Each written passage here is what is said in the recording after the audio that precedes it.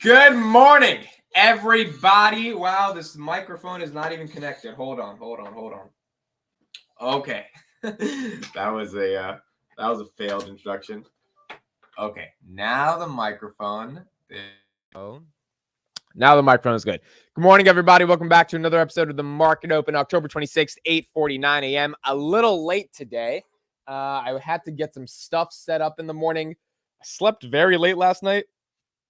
Dude, last night was like I slept pretty late. So I am here, and I had to fix a bunch of things in the morning before I got on live. So I'm sorry for the 5-minute delay, but we are here, back, and we're ready to go. And well, we got a lot to talk about. Meta had some of their earnings, and as great as his own earnings were, and my goodness, those earnings were absolutely phenomenal. If you take emotions out of how you feel about Meta, that company had one of the best earnings I've ever seen in my entire life. But the market necessarily did not reward them. Every stock after hours yesterday basically fell 1 to 2%, and it was a bloodbath after hours. And it looks like 9:30 is either going to be a little bit of saving grace or it's going to continue to be a bloodbath. So we're going to see where that goes from there. Big headline for the day after Meta earnings: US GDP growth was at 4.9%, which was much better than expected. And I don't know if that's good news or bad news for the economy. Good news because the economy is growing. It's like, yay, economy growing. Yes. Bad news because it's like if the economy is growing too fast, then maybe those interest rates aren't coming down anytime soon. So we've got a lot to talk about today on this morning. SJ, Miami Ren, Duke Trillions, Imnop, Vincent Zhang, Irwin, Monty, Midwest, Garcia, Tabor, Sethi Roth, Missy Iger, Juan Carlos, Herty Quack, her tweet cat, Ty Gordon, Kai Lee, Juan Carlos, the cool shirt. Thank you, Juan. I appreciate it. Jason, Johnny, Arian Palantir. We do got a PR by Palantir. We got to talk about them. FR310, P Nick. We've got a lot to talk about. And we also have that Palantir PR that we have to go in. And that PR, apparently it came out like early in the morning, but they didn't tweet about it. So Palantir community had to do our due digging to try to find out what this PR was and how we could access it. All right. Thursday, October 26th. I will be turning 26 years old tomorrow on October 27th. So I have 1 day left of being a quarter century old at 25. 25 was a very interesting year. I'll probably talk about it a little bit more tomorrow. The next time you'll see this market open, it'll be live from an Airbnb in Las Vegas, Nevada, for all those who love the Vegas scene. This is my third time going there. The first time didn't count. I was in high school. So this is really my second time going there. And it'll be exciting to see what we got. But this is the official last day of being 25 years old. And it's the 26th. And tomorrow on the 27th, I will be turning 26 years old, which will be an interesting day to officially be 26 years old. When do you leave for Vegas? I literally leave as soon as this market open is done. 20 minutes later, I'll be hopping on an Uber. And I'll be going to EWR, Newark Liberty International Airport, and then getting on a flight. So today is the day, and in a couple. That's actually why I was up so late at night. I had to finish a lot of work, and that's why the market open started 5 minutes late. But I still have to finish packing, but we'll figure that out, and then we'll get out of there. Late 20s category now. Yup, close to 30. Dirty 30 is creeping on me. It's there. It's right there. It's like, hey, buddy, you got 4 more years left and then 27 is you're basically 30. 28 is like you're just waiting to be 30. 29 is like you're holding on to your 20s. It's like you're basically you're 30, and then you're 30, and then you're like, all right, well, at least I'm not 40. and then it just the whole cycle just keeps going from there. Okay, let's start off with US GDP growth. So let's pull this up right here. This really caught my headlines in the morning. So this is, I think, the number one thing that is going to be driving market sentiment today, which is US GDP growth. US GDP growth was at 4.9% annualized. The market was not expecting that. Economists surveyed by Dow Jones had been looking for a 4.7% acceleration. 0.9 to 0.7 might not seem like a lot, but I mean, look, if that GDP growth continues to be accelerating, even if it's just within expectations, there is no technical recession that we're seeing in any sense of in any world or beyond the horizon, because it's just not happening. So as you can see, Q1 2022 and Q2 2022, that's when we got this negative 2%, negative 0.06%, right? So 2021, we're positive. Look at Q4 2024. GDP growth was at 7% in Q4 2021. That's why the NASDAQ was at 16,000. And then Q1 2022, it falls to negative 2%. This is when all equities corrected. And then Q2 was still bad. So this was from January to May. This is where we had that recession. And then it picked up, and we just kept going. So it's really hard to imagine this recession that's just like inevitably coming unless this we kind of have this 7% to negative 2%. Maybe this negative 4.9% goes to 5%, maybe 5.6. And then if it cracks towards the bottom half of 2024, that's when we would have the beginning of a recession if we have 2 consecutive cycles. Now, the problem is Jay Powell, I don't know if he likes this. And I'm looking at equities in the pre-market, and the equity response to it is interesting. Remember, yesterday was a bloody day for equities in the pre-market. I mean, yesterday, even after hours, it was just pretty tough. Palantir 1546 in the pre-market. S&P 500 is $416 in the pre-market. I mean, this is tough. $416 in the pre-market. This is much lower than the 200-day moving average at 420. We are now in the 416s. You get a little lower, we're in the 410s. And then goodness gracious, if that 410 starts to get to 405 and we touch 399 in this end of year Santa Claus rally, guess what? Santa Claus is not coming to town, no matter how much we want him to come to town if we get to the level. So I think today's going to be a critical day for the S&P 500 to either inch higher and capitulate at this level or kind of stay stuck in a range. In the pre-market, it doesn't look like the market loves that GDP number. It doesn't look like they hate that number. If that was like 5.2% or some harder number from acceleration, then I think the market would be tanking even more. Because again, the market moves on interest rates coming down. Jay Powell cannot lower interest rates if the economy is doing so well and everyone has so much money and people are spending so much money and GDP growth is accelerating at 5, 6, 7%, because inflation's still going to be hard to crack.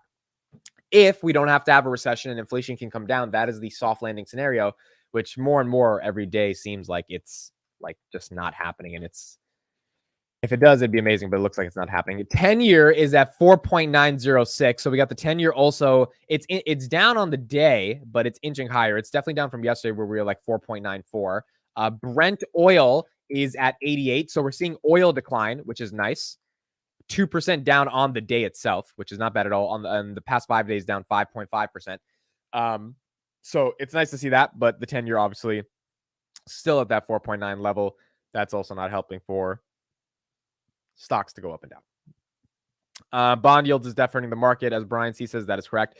Bill Ackman's claim that the U.S. economy is slowing down is wrong. No, I think well, I don't know if Bill Ackman's right or wrong, but remember, Bill Ackman is making a more future forward-looking bet, right? So the reason he covered that bond short is because he believes that if the economy is slowing down, interest rates will come down, which means bond yields will come down as well, right? Because people will actually buy up those bond yields versus buy those bond yields. So at that point, equities will probably do better. And he's already done a lot. He's already got a lot from shorting bonds over the past 7 months.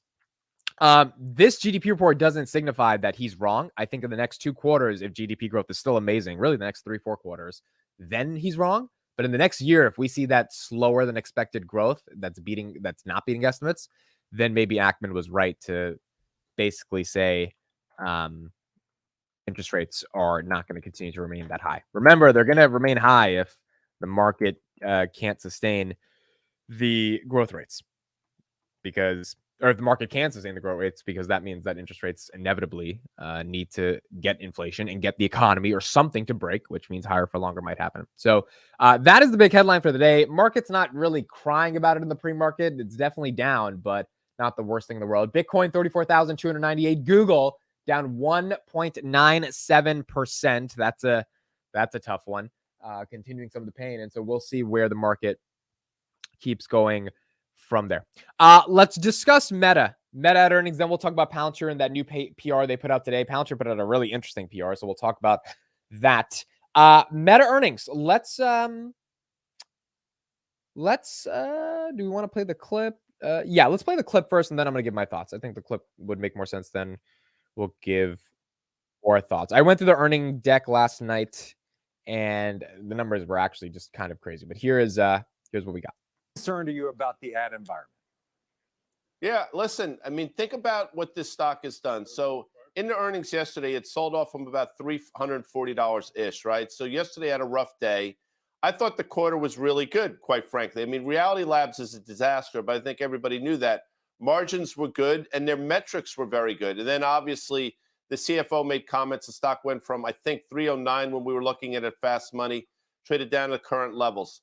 Fascinating move in the stock, and it concerns me because of the ad environment. And if you look at the small cap stocks, the Russell, and then if you look at the micro caps, all those names have been rolling over. And the question one has to start to ask themselves is, small, medium-sized business is a large portion of the ad spend at Facebook. And if that starts to deteriorate, well, it stands to reason that the stock is going to move in kind, and that's what we're seeing now. It's definitely what we're seeing right now. I also want to talk to you about the CapEx commentary. Meta's obviously moving away from the metaverse and now trying to be more of an AI play. What did you think of what they said about CapEx?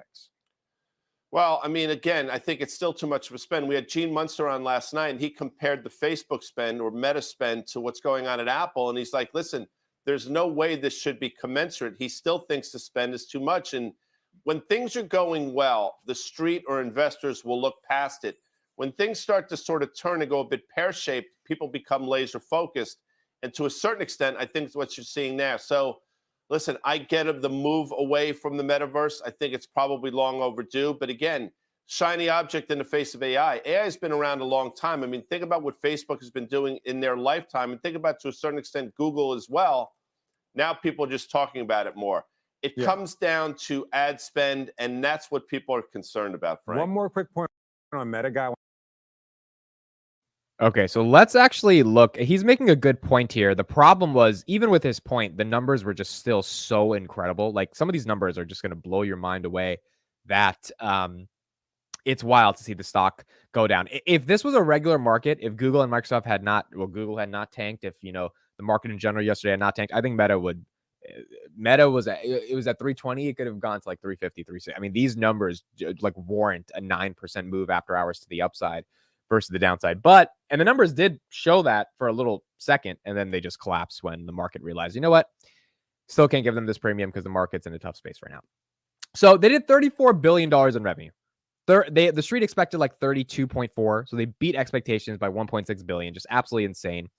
Their cost of revenue, this is what the guy was talking about in the clip. Expenses as a percentage of revenue, as you can see, it's coming down pretty aggressively, right, with Meta. And again, even if you don't own Meta stock, this really matters for the broader market. Whatever stock you own, Meta is the advertising hub of the entire planet. So if Meta's not doing well when it comes to advertising, it means there's a slowdown in the general economy. And it just doesn't look like there's a slowdown in the general economy, because Meta's advertising business is doing amazing. Like, they're doing incredible. And then from a technical side, they are reducing expenses as a percentage of their revenue. If you look at Q3 2022 and Q4 2022, this is when it was the highest it was. They made a lot of cuts. It started to come down. So they made $11.5 billion in profit. This is what I really wanted to show you guys here. Family daily active people. This is the daily active people is basically a logged in user of either Facebook, Instagram, Messenger, or WhatsApp, and has checked it at least once a day. 3.14 billion. That means 3.14 billion people every single day touch a Meta product in some capacity, which is, 40% of the world's population. Just absolutely incredible. Then your monthly active people, these are people who have touched it at once in 30 days, 3.96 billion. So call it 4 billion. That's more than half of or that's pretty much exactly 50% of the population using a Meta product. Average revenue per user, $8.71. And then their DAUs on Facebook grew again, 2.05 billion, up from 2. I don't know where they're finding new people to even set up a Facebook account. And then their MAUs grew again as well, 3.049 billion, up from 3.03 billion last quarter. As you can see, US Canada average revenue per user is the highest that a US user to Meta is worth $56. And in Asia Pacific, it's worth $5. Rest of the world, $4. Europe, $19 worldwide, $11. But US Canada is where a lot of the money is at. So if a recession comes in US and Canada, Meta suffers, because that $56 does not turn to $56. As you can see, in Q3 2022 is $49. That's when we were just recovering from that second quarter of negative GDP growth. So Meta is a very important company for the broader ecosystem, the broader economy. Let me know in the chat if anyone owns this stock. And their earnings were just by far some of the best earnings I've seen in big tech in a while. I mean, Google and Microsoft did not produce the numbers that Meta did, but Mr. Market looked at it after hours and said, you're going to 289, buddy. And at the market open, we're going to see where the market takes it as well. because it just wasn't able to handle the premium that was giving to Meta. And this is the stock real quick. So it was at 300, spiked all the way up to 312, hovered there for a little bit, and then just collapsed. Basically what happened with Snapchat too. Snapchat was up 11%, and then it was like, nope, we're going down. So that makes me a little scared for Amazon. That's coming out today. Enphase is today too. Oh boy. Oh boy, we got Amazon and Enphase. I don't know why I just sounded like I was from Texas there for that reason, but it's Amazon and Enphase are. I'm gonna be hopping off that flight, and I'm gonna get those numbers, and that'll be 7 p.m. Eastern, 4 p.m. California time. So once I'm off that flight, I will check those numbers, and yeah, look, if Amazon does well, but the market doesn't reward it because they didn't reward Meta, that's gonna tank it. If Enphase doesn't do well or doesn't give good guidance, that's in general going to tank. So there might be a lot more blood coming this market for a lot of other stuff going on. Hey, Amit, after seeing all these amazing earnings with big drops after hours, does that worry you about Palantir? 1000%. And that's good because let's transition right now to Palantir. So in terms of earnings and what we're seeing right now, yeah, I am worried because it's kind of like that Grim Reaper meme that's like going for Tesla, then Enphase, then eventually they come for Palantir. Again, the problem is if Palantir does not show the revenue growth, it's going to be tough for them to justify the premium. That premium is that premium. I'm sorry, I just looked at this tweet. That premium is just, it's going to be tough. Now, granted, the premium has come down. This is a new PR by Palantir. We'll talk about it in a second. That premium has come down. That premium was at $18.40. Okay, it's down to $15.30 right now. So we're down a whole $3. So like you could argue that the downside that they have if the earnings aren't great, and earnings not being great just means I think they come within expectations. Within expectations is like 556 million. So they're like growing 14-15% year over year. If that doesn't shock Wall Street, maybe the downside is only 14, maybe low 13s. Whereas the downside on $18 going into earnings was obviously 14 if you just look at the technicals. So I don't know what they're going to show, but it's when you get PRs like this that you remember that, wait a second, maybe some of the premium is worth it. Palantir ranked #1 vendor in AI, data science, and machine learning. This is the PR that we got today. So let's read a little bit of this. Palantir got presented as a top performer by Dresner Advisory Services in the 2023 AI Data Science and Machine Learning Wisdom of Crowds Market Study. I believe Dresner Advisory is a pretty big name in these like research reports. If you're like on TV, the Nielsen ratings, that really matters. Like you want Nielsen to like put you really high because they're like the industry standard. I believe Dresner and a couple of others are like Gartner. Those are some of the main people where these reports actually matter to like chief executives. The report provides a comprehensive real-world perspective on the market, including statistics, modeling, machine learning, neural networks, and data mining to analyze factors that make predictions about future or otherwise unknown events. Among the top-rated vendors, Palantir received its highest scores in analytical features and functions, model operations, and usability. Howard Dresner, the guy who made the company, says, with the emergence of generative AI and applications like ChatGPT, there has never been more interest in AI, data science, and machine learning. As a result, across all thematic reports that we published during the year, the report stands out as having amongst the strongest and growing interest within our base of leadership. That means people that make a lot of money end up looking at these reports to allocate that money within their organization. Palantir's AIP enables organizations to bring the power of generative AI into the most critical operations. We appreciate this recognition by the Dresner team and believe it reflects the real-world results being seen by hundreds of enterprises using AIP in production today.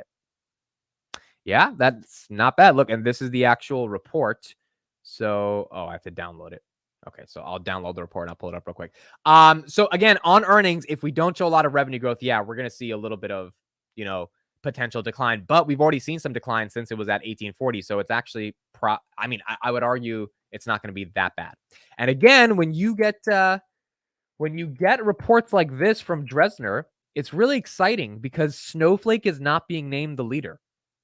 Microsoft's not being named the leader. Google's not being named the leader. Palantir is being named the leader, which is pretty cool. The fact that this is coming out. So this is a huge report. Wow, this is like a 60-page report. Okay, yeah. So I'll have to go through this. There will definitely be a Palantir daily episode, just going super deep into why Palantir got named here. But this is one of the things that we get as shareholders of a company that's in the most, I would say, interesting and innovative space right now.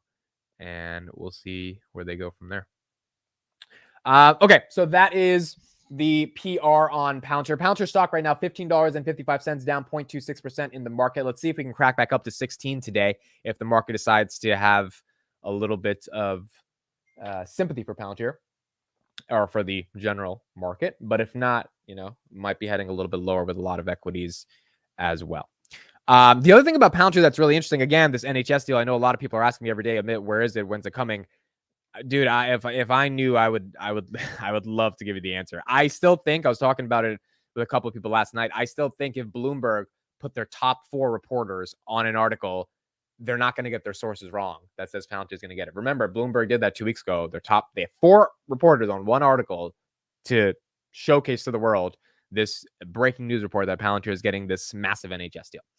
If Bloomberg's wrong, then that would be very surprising. I don't think they're going to be wrong. So now it's just a question of when they're announcing it, and not sure when they're going to announce it. Now, let's move on to Tesla. We gotta move on to Tesla. Here we go. The automotive strike with Ford has come to a tentative deal. This has implications on Tesla, GM, Stellantis, and Ford. Let's get an update on what's going on with these people that are striking. UAW and Ford reaching a tentative deal to end a nearly 6-week strike with the automaker. Phil LeBeau joins us this morning with all of the details that have been coming out overnight. Good morning. Good morning, Andrew. This is a deal that came together. The final push was this week after the UAW called out a couple of strikes, one at Stellantis, one at GM, at some very profitable plants.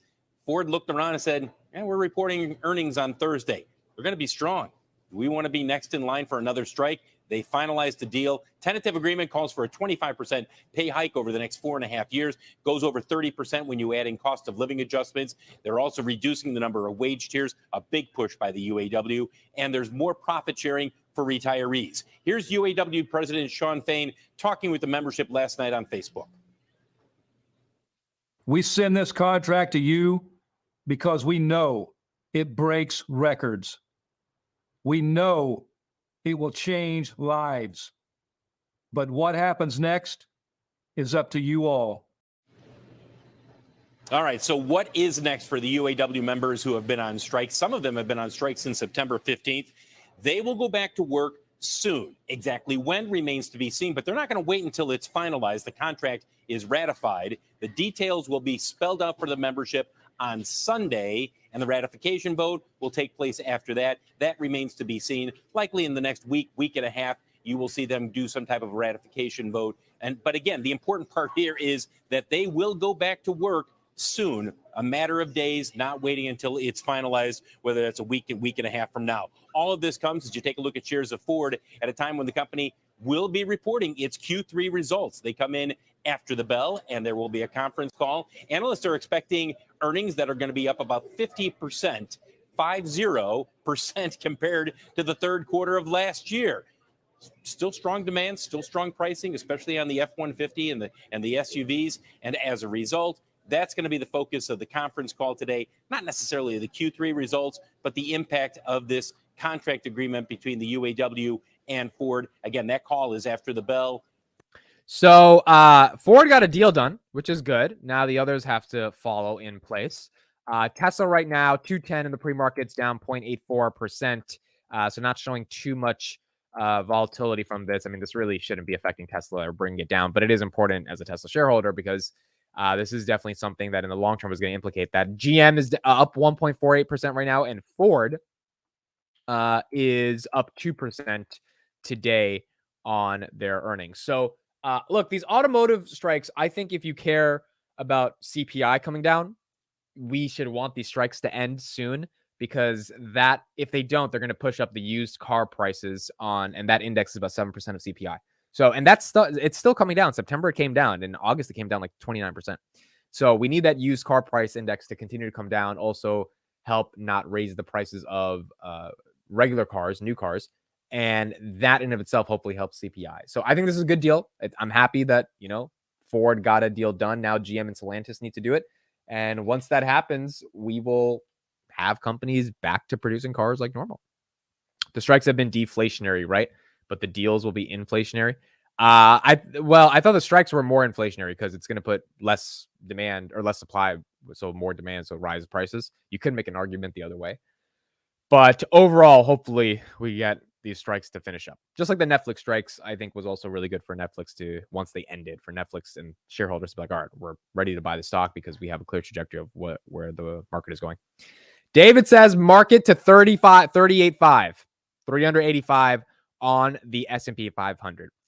Again, the S&P 500 right now, it is very interesting. We are below that 200-day moving average, and we are officially at 415-ish in that range. And I think the market has this decision to make. I really think today is one of those days the market has a decision to make. 416.85 right now.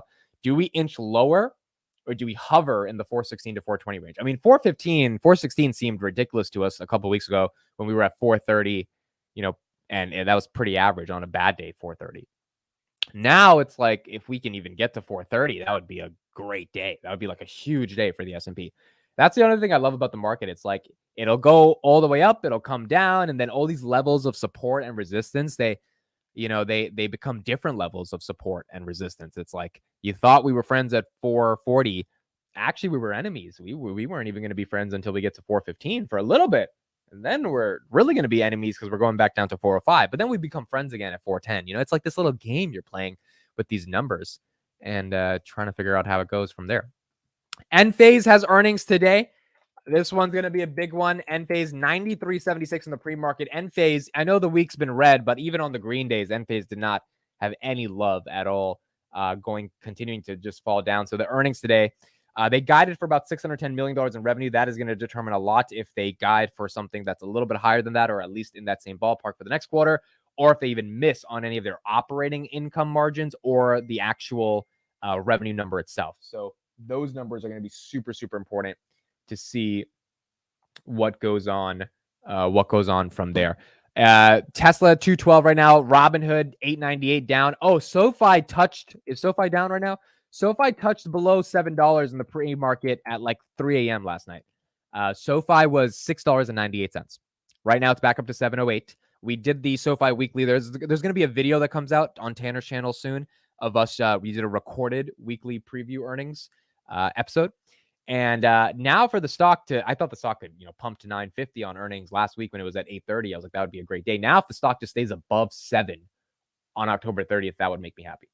So this entire market, all these valuations, all these numbers of what we thought was good, what we thought was different, all of them have fundamentally changed. They've gone to different levels. And now it's like we're dealing with this new normal for what's going on. Let's get into a couple of earnings that we got. We got Mercedes that had earnings today. Mercedes-Benz. This is a company that's not headquartered in the United States. It's a foreign ting. Mercedes-Benz shares fall 6% as profit falls. The CFO is complaining today about ridiculous EV pricing. So let's go ahead and see some of their actual numbers right here. This is so $57.76. Here are the results. Let's actually pull this. Okay, so key figures. Revenue was 37 billion. I believe these are also, these are all in euros. Revenue was 37 billion. That means their growth is down, negative growth. Wow, they missed on a lot of things. Their growth is down, their EBITDA is down, adjusted EBITDA is down, net profit is down. They made 3.7 billion. A GM made about 3.2 billion, I think, in net profit as well. Dollars versus euros. So they're making the same as GM is making. Our earnings per share are down. Investments in property, that's up. And research and development is up. So they missed on revenue and profits, and as a result, EPS because of their EBITDA being down as well. They sold 510,000 cars. Interesting. So Tesla delivered 443,000? So they sold 510 grand. They sold 530 in Q3 2022. So 20,000 less than what was expected on those cars. And that revenue came in at about 27 billion on those cars. Wow, this is interesting. They sold 105,000 vans. Where's the EV car? Do they have the EVs? They didn't even list the EVs. They even wait. They're yeah, they didn't even list the EVs up until today. Up until now they've sold 1.52 million cars for the year. So the main complaint that the CFO is having that I'm reading in this article is EVs are becoming harder for them to be able to vertically integrate at scale, which we kind of expected, right? EVs, we knew that it wasn't going to be easy for them to be able to do this stuff. And that's why Tesla has that advantage. But that's their core argument that they're saying today. And the stock is down 5.8%. All right. Well, like, I mean, look, if Mercedes still selling 510,000 cars, that's not bad by any sense of the imagination, but definitely not what some of these analysts expected. And we're seeing a broader decline in a lot of automotive markets as well. MasterCard report earnings. Let's look at that. MasterCard earnings.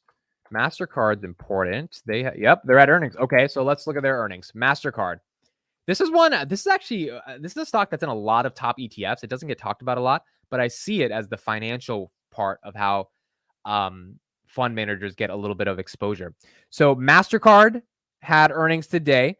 CEO says, while macroeconomic and geopolitical uncertainty remains elevated, our diversified business model positions us well. It earned $3.39 a share. They beat EPS of $3.21. Some analysts expect Feds to engineer a soft landing, yada, yada, yada. And revenue rose 14% to $6.5 billion. That's not bad. 14% revenue growth in this economy? That I don't think that's horrible. MasterCard's a very big company. For them to do 14% year-over-year growth, I think they pay a dividend, if I'm not wrong. MasterCard, their ticker symbol is MA.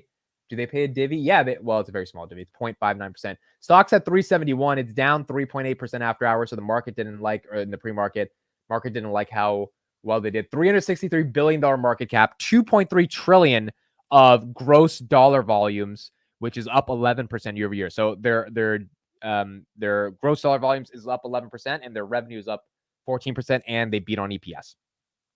Again, it's just, I don't know the most about MasterCard. I'm sure a lot of people don't follow the company that heavily, but when you look at a company like this, it's a pivotal part of the economy. A lot of people swipe their cards, and a lot of people, if they don't use Visa, they use MasterCard. For them to show decreasing transaction volumes and as a result, decreasing revenue and EPS, that's bad for the economy. They're not showing that. In fact, they're showing some pretty damn good numbers, up 14 and 11% respectively. So that consumer continues, at least in Q3 of 2023, to be strong. It doesn't seem like it's that horrible. We got some news. Headline: Tesla gets 100 million ultra-fast charger order from BP EV charging unit. Okay, let's look that up. Let's see if we got some. Yeah, there you go, from Reuters. Oh, thank you for that, Imnop. Okay, here we go. We got some breaking news on good old Tesla. 8 minutes until the market open. Let's get into this one and let's see what the news is. Okay, one sec. Cool. So here we go. Tesla is reportedly getting a $100 million order for U.S. ultra-fast charge. So it's a charging order from BP. BP's electric vehicle charging unit is ordering $100 million worth of Tesla chargers to roll out in the United States. The first deployment of Tesla chargers on an independent network. The purchase is part of BP's plan to invest up to $1 billion in charging stations across the United States by 2030. Selling our fast charging hardware is a new step for us, and we're looking to expand. Tesla's senior director for charging infrastructure said. BP said the chargers will be rolled out as early as 2024, including Travel Centers of America and AMCO, plus at third-party locations via partnerships with companies like Hertz, which has its own agreement to buy Teslas for its fleet. The first chargers will be installed in Houston, Phoenix, Los Angeles, Chicago, and Washington. This is a major step in our ambitions for high-speed open charging infrastructure across the U.S.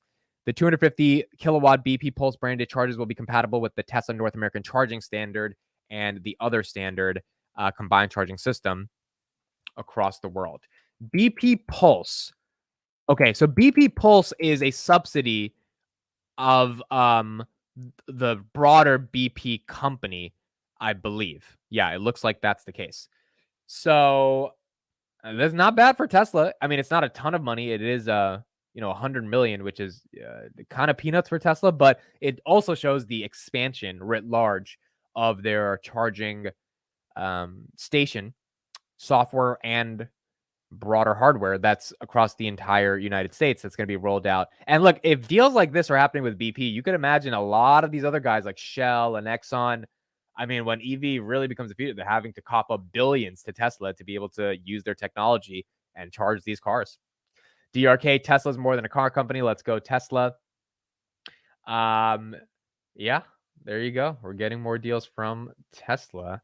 Oh, you tagged me in this, Nate, on Twitter? I don't even know. I didn't check that part. This is not bad. This is not bad at all. Tesla's trying to stomp out ChargePoint. Bro, why is anyone invested in ChargePoint?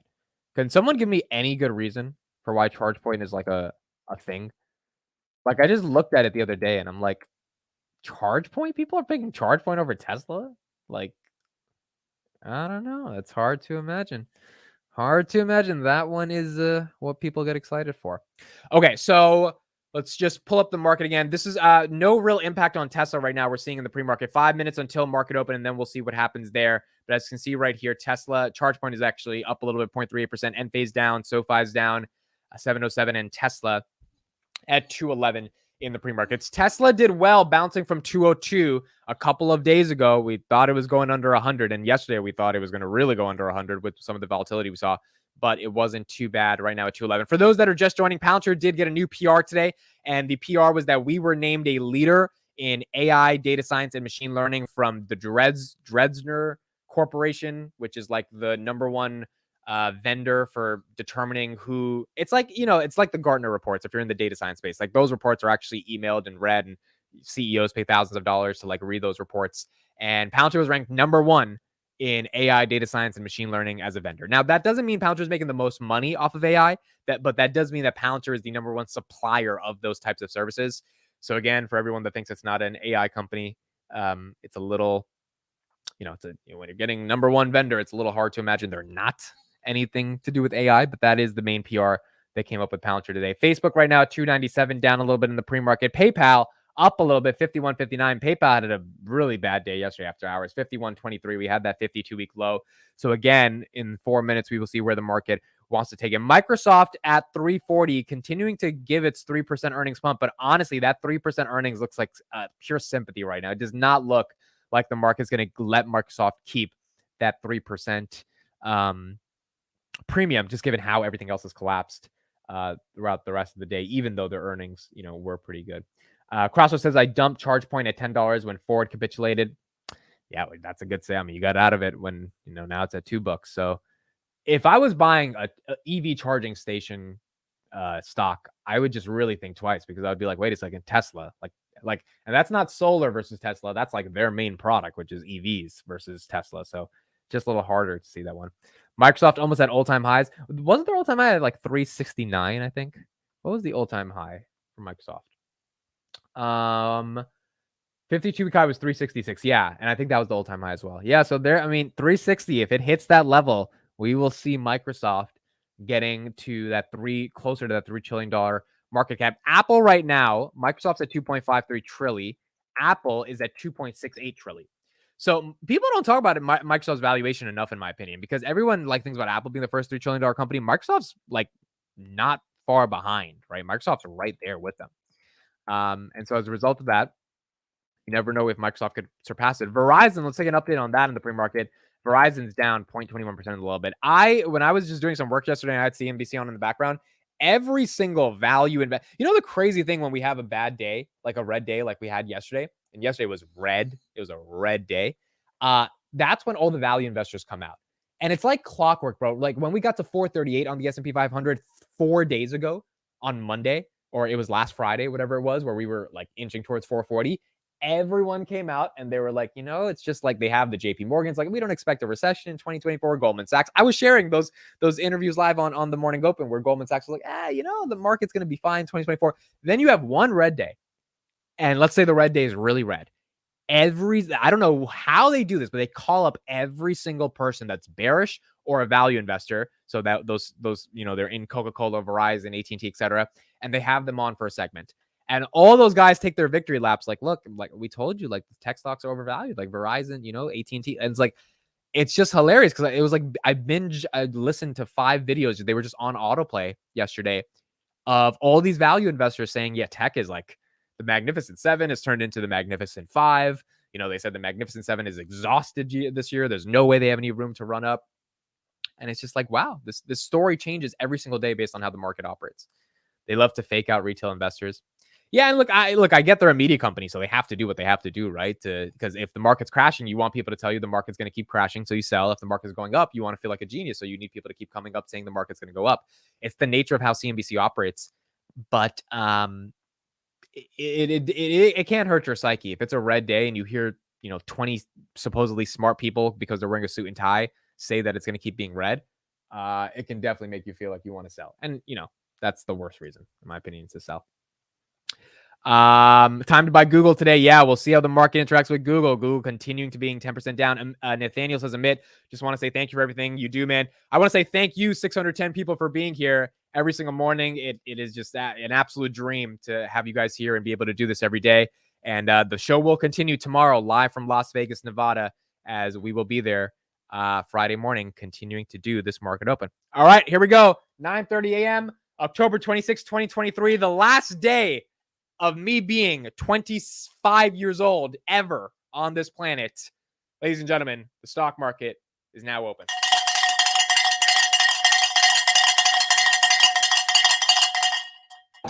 Wake your ass up. Here we go. Let's start off the market open with, of course, Bitcoin. Bitcoin, again, proving to be one of those assets that's like the asset. 34,276 on Bitcoin. Bitcoin doing incredibly well right now. And we're seeing a lot of momentum on Bitcoin continuing to stay at this level. Now, it's down from that $35,000 range, but still, to maintain 34,000, not bad at all. Apple at 170 down 0.47%. SoFi 707 down 0.18% on the day. Enphase down 1.14% on the day, $93.27. They have earnings after the bell. We'll see what they end up reporting. S&P 500, 416, below that 200-day moving average, now $416.56, down 0.24%. Robinhood, $9.08, up 0.55%. Bitcoin mooning is good for Robinhood.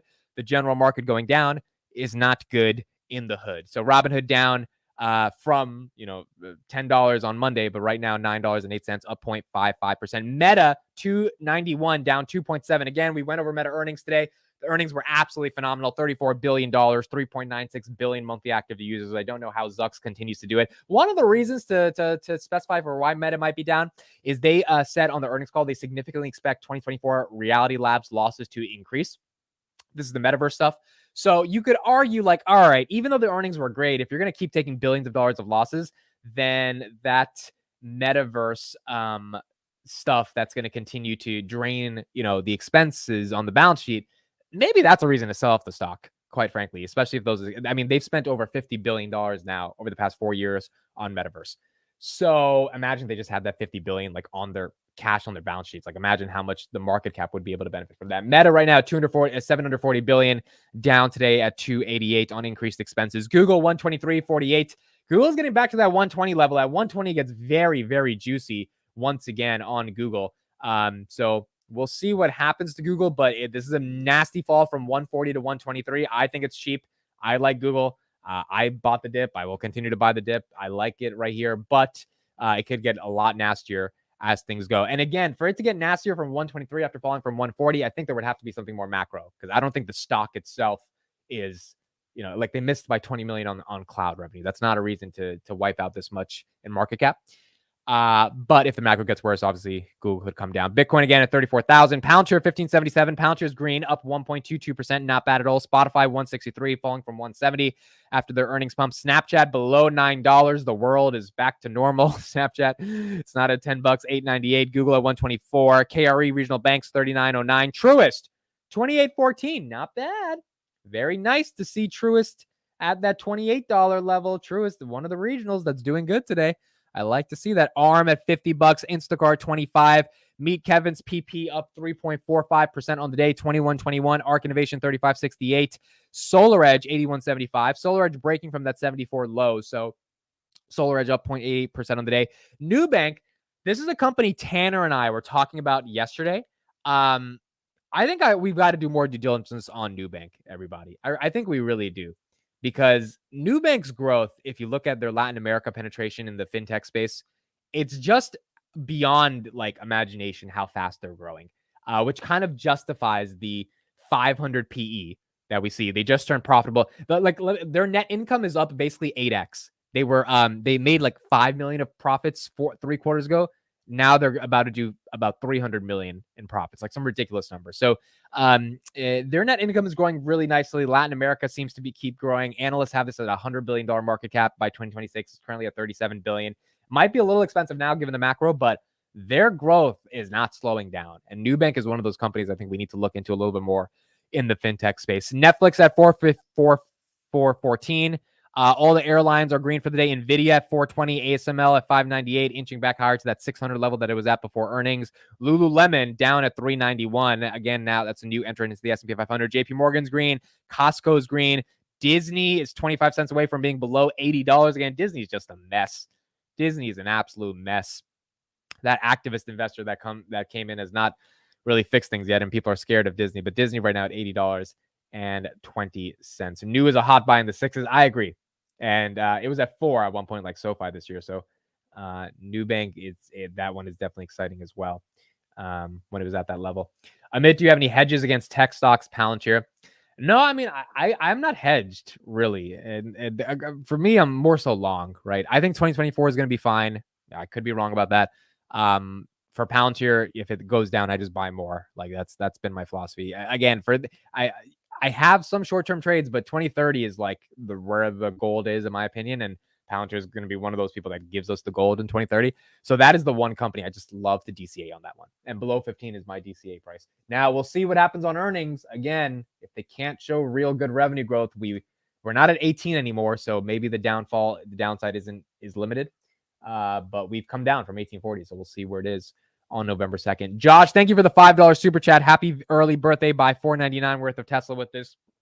I'm going to have to do that. I'm going to have to buy $5 of Tesla on Robinhood for this one. Thank you, Josh. I really appreciate that, man. Thank you for being part of the channel and being here every single day. It means a lot to me.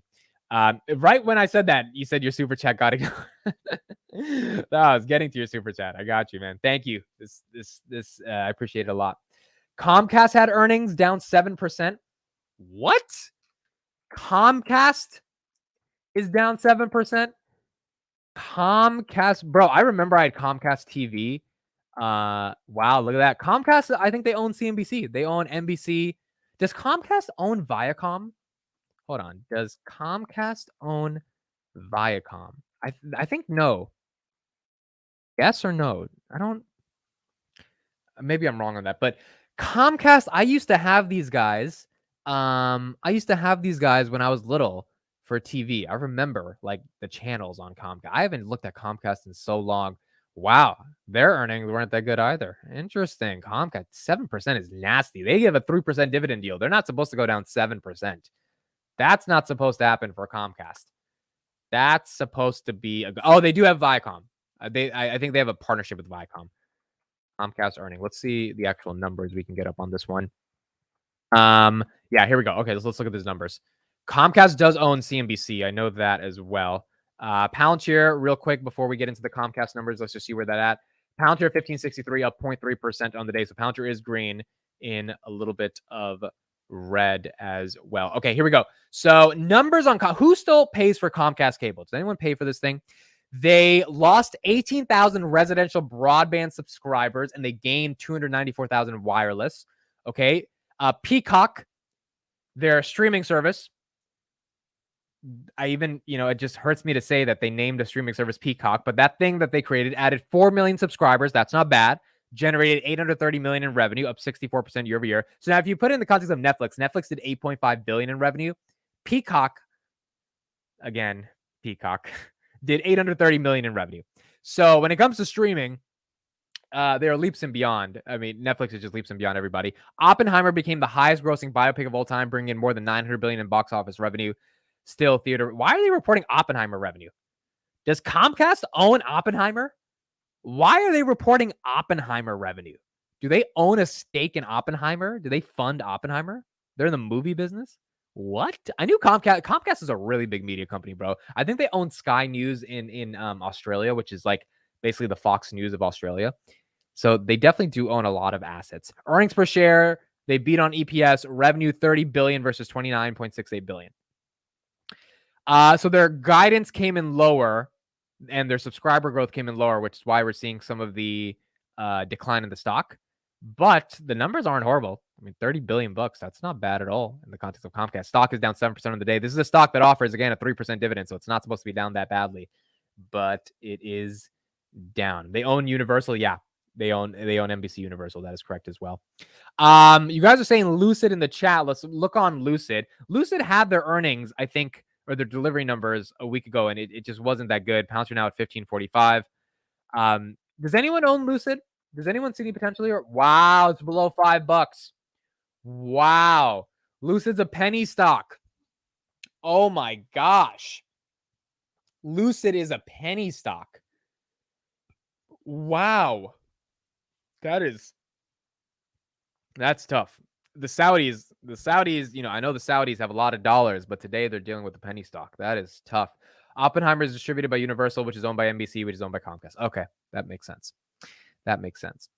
Wow. All right. So Lucid, for anyone that owns this bad boy. Okay, so here's the contrarian take. Let's be a little contrarian. Is Lucid a really good buy at $4? Tesla's at 209 right now. Market cap $665 billion. Lucid's a $9 billion market cap, $4 a share. The Saudis are funding it, so they're not going to let it go under. The cars are beautiful. They have amazing designs. If anything, Apple should be buying Lucid, right? Because of the designs. I don't know. Lucid, a little bit of a bet at $4. Look at SoFi. Oh my gosh. Look how it's stuck at 701. It is just, it's like holding on to dear life to not go down to that $6 range. Wow. Look at SoFi. Goodness gracious. There's more carnage in the markets. There's more blood. Enphase is actually up today, 1.26%. Not bad. But is Lucid a buy? Is Lucid somewhat even interesting? Do you guys think so? It's a $10 billion company. It's not a penny stock. That's true, but it is below $5. Hell no, it's not. Nope. Value trap. I would never touch Lucid. Much like Lucid. Dude, I don't know. Maybe there's a contrarian take here because all you guys are being negative, and maybe that's the reason. Do we really think Lucid can't go to $8? Well, that's a $20 billion company. Do we really think in the next couple of years Lucid won't be $8? $8. I'm just throwing out the number. There's no fundamental analysis, but we don't think it'll just. This was like a $50 stock at some point, right? We can't go back to 8. That's a double. That's a 2x. You doubled your money. Yeah, I mean it's a 1x. You went from 4 to 8. You made some money. Go ahead, admit full port Lucid. Buy Nikola. Why are you guys so bearish against? I know it's bad, but I don't know if Lucid's. I don't know, $4. It's $4. It's like a price of coffee, and that $4 go to $8. Daphne, thank you for the $1.99 super chat. Happy early birthday, bro. Happy early birthday too. Thank you for the super chat. It means a lot, Daphne. I see your comments on every Palantir Daily video every single day. So thank you so much for being here and being part of the community. It means a lot to me. Admit you're sounding like a gambler. Yeah, I'm not going to buy Lucid. I don't know. I just want to throw it out there because if in some world they turn the story around, they start delivering the cars. I know they deliver 5 cars a quarter. I get it. But the Saudis backing them to me is like Palantir being backed by the U.S. government. They're not going to let them fail. So we know they're not going to go bankrupt. They're going to be bankrolled. The Saudis want EVs in the Middle East in a luxurious way, right? Because they're the Saudis. And then it's just a question of, all right, can the stock go to $8 off them increasing their sales and revenue eventually over the next year or two? Amit out here with his $9 billion morning coffee. Oh, man. Where's Nikola? Remember when Nikola was up 80% this year or something? Where are they at? They're up 5% today. Nikola's at $1. Yeah, there wasn't this. Yeah, the stock was at 40 cents or something, and they went to $1.30 or something. I remember I was looking at an option on Nikola. If I put in $600 into that option, it would turn into 14,000 if Nikola got to $3 or something. I didn't end up buying it, but it was just ridiculous, some of the returns, because obviously people aren't betting on Nikola. I guess Rivian is probably the better buy if you're looking into EVs over Lucid, right? Is Polestar public? I don't think I think Polestar's, they're public, right? Rivian right now at 1640. Wow, Rivian down 3% on the day. Polestar has to be public. I think they are. Polestar. Yeah, Polestar's public. Polestar, I might be looking at the wrong ticker. PSNY. Yeah, I don't know if this is on the United States Stock Exchange, but Polestar is a public company as well. Polestar, I've heard people actually like those cars, and so they enjoy it. But Rivian, they don't per se, or Lucid, they don't just, or Lucid, they like it. It's just way too expensive compared to Polestar. Jed Luke, thank you for the $10 super chat, man. Not because the stock is cheap means it's a good buy. Happy birthday. Agreed. You are correct on that. Thank you so much for the super chat, man. Means the world to me. Yeah, look, you're right. I just want to throw it out there. Is there any, because look, if you're contrarian and you're right, you make a lot of money. And a lot of you are being bearish on Lucid, and for good reason. It's not like you don't have reasons to be bearish. I'm just trying to poke around if there's a bull case, and if that bull case can get there, can have a little bit of rationale there. But I mean, honestly, Lucid is, the fact that they even delayed their delivery numbers and their earnings numbers, it just shows incompetency in the context of the government as well, or not the government, the company, which is also tough for them in the context of shareholders to be excited. GGPI is Polestar. Okay, GGPI. Let's look at that. GGPI. $11.63. Okay. Interesting. Yeah, I mean, again, for Lucid, the question is, can they ever get their deliveries up, and can they come up with an affordable car? Or if they're going to have an expensive car, can they actually find a market for that? And until we get there, it's going to be hard to imagine them scaling. Let's look at that GDP growth number again. That GDP growth came in at 4.9%, was stronger than analysts expected. Let's get some analysis on why that GDP growth number is important for the economy that came out today this morning. Steve Leisman is standing by with breaking economic data. Steve, you got a second to think about it. Now you don't. I am thinking about it. I'm waiting for it to appear online here. I don't quite have it yet. There it is. 4.9%. That's against a consensus of 4.7%, Joe. With the the Dow Jones consensus, it was 4.3 for Reuters. I don't have any details right in front of me. Now I've got some details here. Let's see. 4.9. The deflator was 3.5. It's a percentage point higher than the consensus had expected. Leading to see here consumer spending here, which was expected to be the thing that really drove all of this. But I am interested as well, Joe, in the issue of how much business spending came along here, because if it was just the consumer, that's one thing. It's business spending that drives the economy over time. Here we go. I've got the report in front of me. Third quarter GDP 2023. Let's see if I can find the table here. Joe, I don't have the data. It's kind of trickling over. I'm going to throw it back to you. It's a beat on the upside. We had seen a lot of forecasts out there for 5%, and I'll be digging in to see what the consumer did, see what business did. But you do have that inflation inside it, which was a percentage point higher than expected. Joe? Now, again, the real hard thing for the market to digest here is we're growing faster than expected, which is good for the economy. But if we're growing faster than expected, that means more people, more jobs, more money, more inflation. It's like that Biggie problem, the Biggie song, right? More money, more problems. Yeah, more money, more problems for the Fed. And so J-Powell's got to figure out how to deal with that rising, accelerating GDP growth that, quite frankly, has been good in the context of jobs. You look at jobs reports, amazing. You look at unemployment claims are down significantly from what we expected. You look at Q3 earnings, even though the market's not expecting Q3 earnings from a stock price appreciation perspective to be good, earnings have been phenomenal. Google missed on one metric. Microsoft did everything. Meta did everything. Like, the banks have done phenomenally well. It's all been good. It's all been really good.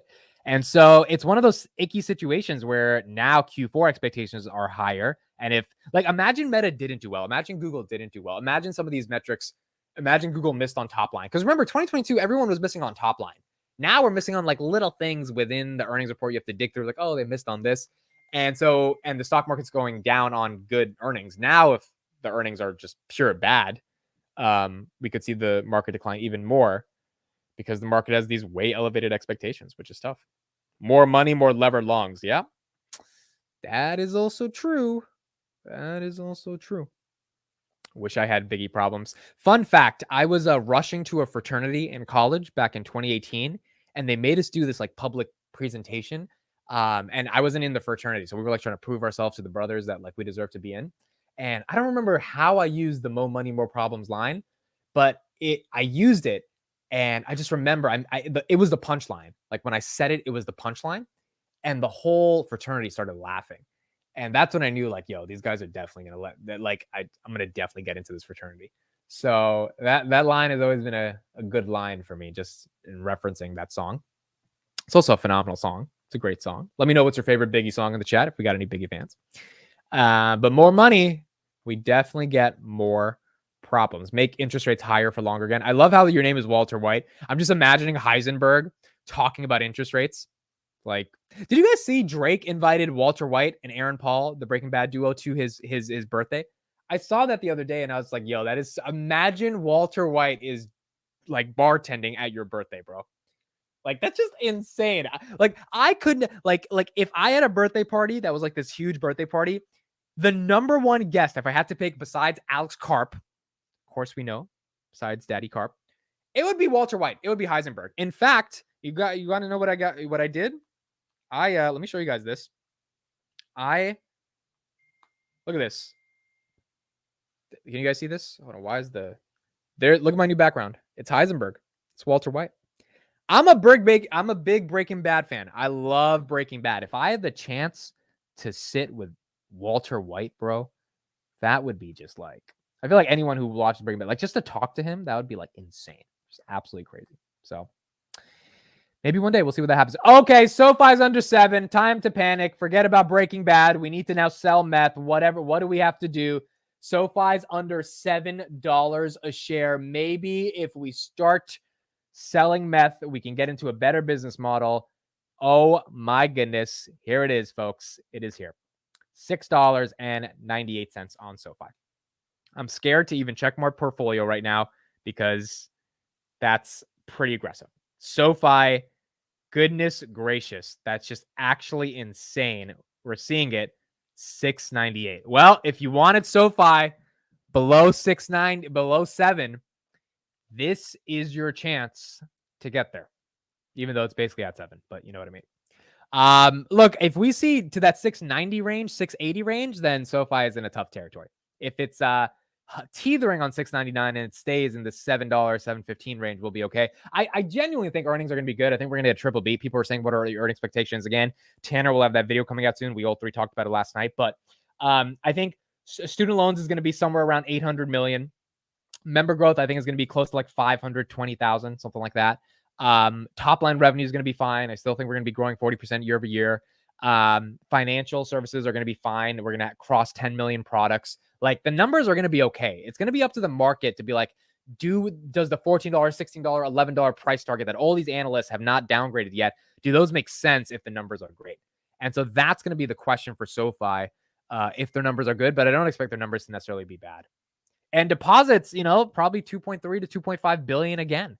Last quarter, they had 2.75 billion. We're seeing the big banks lose money on their deposits. The problem is, if you take the big banks losing money and you say, oh, it's going to SoFi, a lot of that money is going into money market funds. So it might not be going to SoFi. It might just be going to treasuries. So even though JP Morgan lost $40 billion, it doesn't necessarily mean, some of that came to SoFi.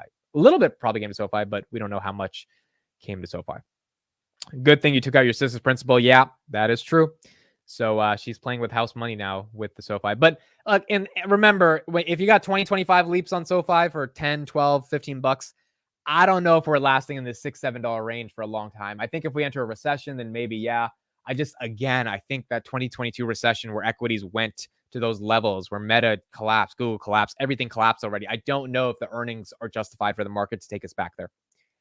I think it would have to happen a little slowly and then all at once. We would have to see the recession really coming, which means GDP growth would have to start deaccelerating, which is not happening at all, as per these numbers, for us to be like, oh, if the GDP growth is deaccelerating, the consumer is going to be struggling. This is an actual issue. Earnings are going to be bad, and then valuations are going to get smashed.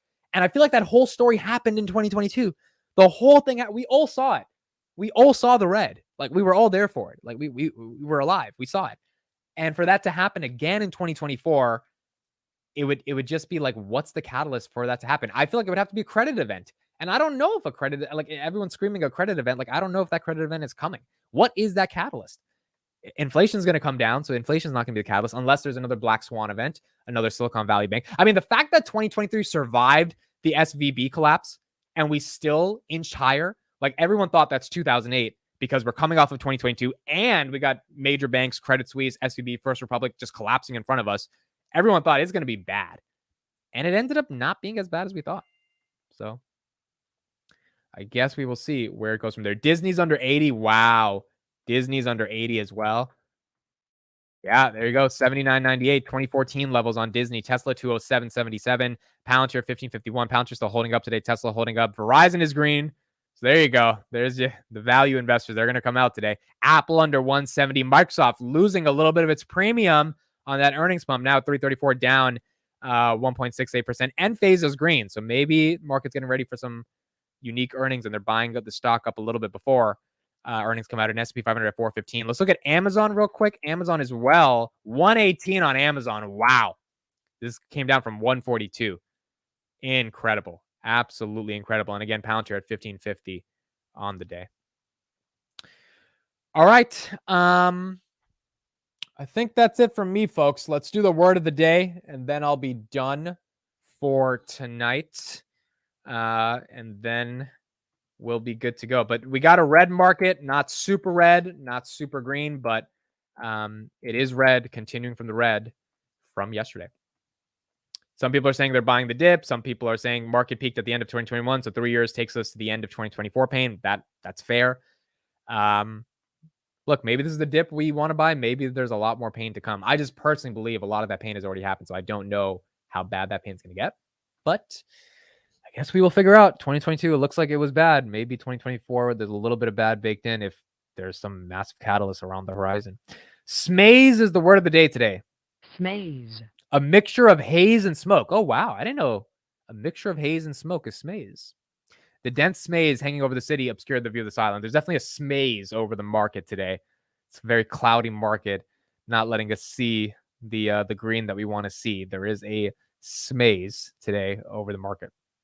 That's our word of the day, smaze. Let me know, by the way, either in the chat or in the comments on any of the videos after, what word of the days you remember. Because mollycoddle, that's one of the word of the days I remember. A lot of them I forget. Like I can't tell you what yesterday's word of the day was.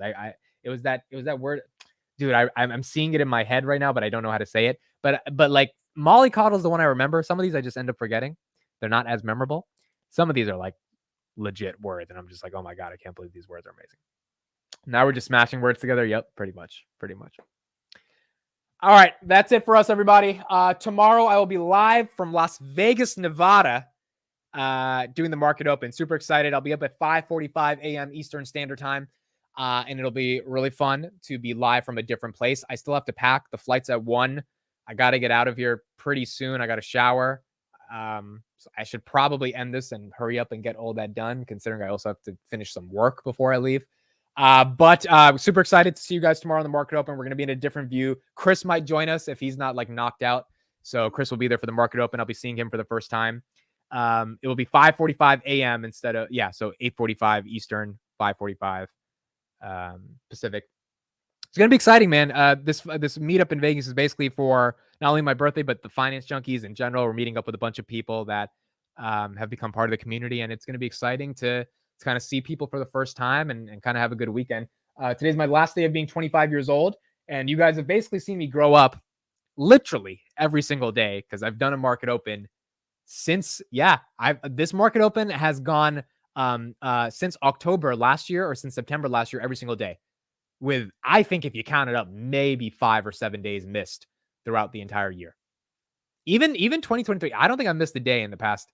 The last time I missed a day was in May when I drove my mom to the hospital. And I remember because I tweeted about it. Like that was the last time I missed a market open. So this has been one of those things where every day doing it has become a routine. It's become exciting. It's become fun. Ever since we started from September CPI doing it 75 minutes earlier because the CPI was coming out. I'm so happy I did it early that day because I realized, holy crap, like actually talking for a long time is what makes this fun versus trying to stuff everything in 40 minutes starting at 9:20. So it's just been amazing. You started spring. I started in March of 2022 for the market open, but I was never consistent. March of 2022, I started, but I would do it like maybe 2 times a week, 3 times a week. And even then on those inconsistent days, 70 to 80 people were still showing up supporting. And so it meant the world to me. And so now it's, now we've been doing it consistently for about a year. And you guys have seen me grow up from 25 years old to 26 years old. So you're a long distance relationship to now over 500 people. Yeah, it's just insane. It's absolutely insane to see that every single day and to know you guys are part of my life. So You will see me turn 26 years old tomorrow, and I'll talk a little bit tomorrow about what it feels like being 26. I don't think it'll feel that different from being 25, but it is on the latter half of, I haven't really had time. Life's been moving so fast. I haven't had time to condense turning 26. Like this week, this week's been so busy. I mean, outside of YouTube, like the shit I've been dealing with this week has just been so. Last night I slept at 5 a.m. I almost overslept today because like I woke up at like 8:30 and I was like, oh my goodness. I was like, what's going on right now? I had no idea because I slept so late because I just had some work to finish. So today's the first day I think on that flight, I'll be actually reconciling with the fact that I'm turning 26. Like I haven't had time to digest that at all. Whereas last year from 24 to 25, I didn't care too much because it's 24 to 25. It's not a big deal. You're just quarter of a century old. Now 25 to 26, I'm actually in the late 20s. Like I'm in that era where people expect you to get married, have a job, find some level of success, have a maxed out 401k and all that stuff. And I am nowhere near any of those goals. I'm wandering around this world trying to figure out how to make something of myself. So it's definitely an interesting era to be walking into. But yeah, it's 26. It's getting into those late 20s. So it is a new world that I'm heading into. Bet it all on black. Okay, fill up all the Bitcoin money. Just gonna cash it out and put it on black. What time were you born at? I actually know the answer to this question. I was born at 4:56 p.m. So that is a timeout. So officially 4:56 p.m. tomorrow. That's what we'll get there. Throwback to the late night streams. Yeah, man, it's been a long journey. Nate's been here for a while. It's been a long journey. With content, you're like I've learned so much about content, but it takes time to come up with a format that actually works. And like the Market Open, it works, but it went through so many, things back and forth, so many different and now I'm just like, no, I think I know what I'm doing here. Even if I'm not the best, I will get better. And every single day, if you just keep at it, like it'll turn into something. And so many people quit before they figure out what it can turn into because it's tough, man. It's fucking tough. Like it's just tough to do it every day, to be excited every day, to present every day. And then in the early stages when no one's showing up every day, like it's a tough journey. And so it's gone through a lot of twists and turns, but we're here. And the one thing I also value in life as I'm getting older is consistency. Like I've been going to the gym every day, consistent. This is the one thing no one can take away from you is if you show up every day. If you show up every day, regardless if you win or lose, no one can take that away from you. And that's one of the, I think, biggest lessons I learned as I approach 26 years old. Show up every day, every single day. You show up, you will eventually figure it out, but you got to show up every single day. All right, that's it for me. Thank you, everybody. We'll see you tomorrow live in Las Vegas. And yeah, it'll be a fun weekend. I'll post some updates. Please make sure to follow me on Twitter if you want to be really updated with the weekend. I'll be tweeting some stuff there. And we'll see you live tomorrow from Las Vegas as I turn 26 years old. That's it. Thank you all for joining. I will see you tomorrow. Have a great Thursday, everybody. Bye-bye.